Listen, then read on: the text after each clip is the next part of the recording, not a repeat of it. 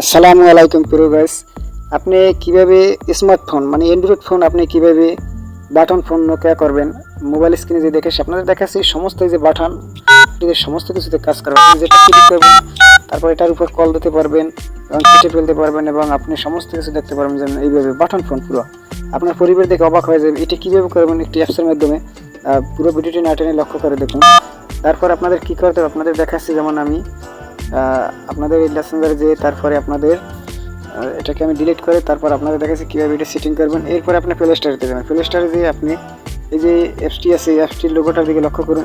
এইটার উপর ক্লিক করুন, এই অ্যাপসটি ডাউনলোড করুন, করার পর খুলুন। আমি আগে থেকে প্লে স্টোর থেকে ডাউনলোড করে রেখেছি এই জন্য।